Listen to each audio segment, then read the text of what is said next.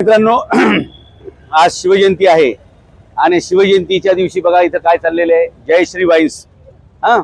आणि तुम्हाला आणखी एक गोष्ट दाखवतो. हे बघा, हे बघा, इथे आहे लोकमान्य टिळकांचा पुतळा. बरं का, इथे आहे लोकमान्य टिळकांचा पुतळा आणि इथं सरकार मान्यता दारू. बघा किती अंतर आहे. हे बघा, कोणत्याही महापुरुषाच्या जयंतीच्या दिवशी दुकान बंद असायला पाहिजे की नाही? हो. कोणत्याही महापुरुषाच्या पुतळ्याच्या बाजूला दारूचं दुकान असू शकतं का? नाही.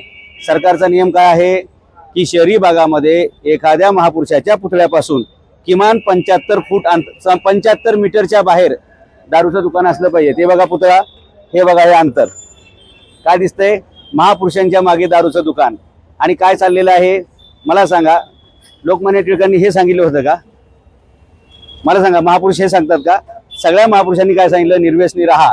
इथं काय चाललंय बघा, पुतळ्याच्या मागे पळाले सगळे. बरं का, बरेचसे लाभार्थी पळालेले आहेत. हे बघा,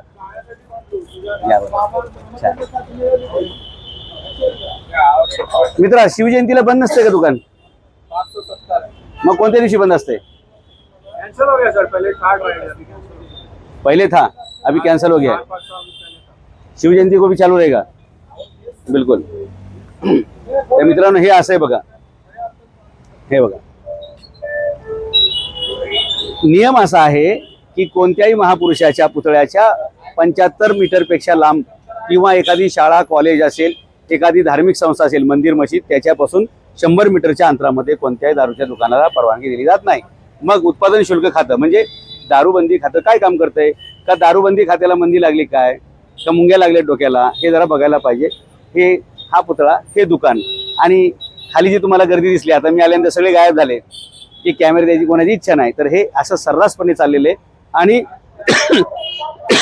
तुम्ही बघू शकता पुतळा आणि हे अंतर फक्त 10-15 फुटाचं अंतर आहे.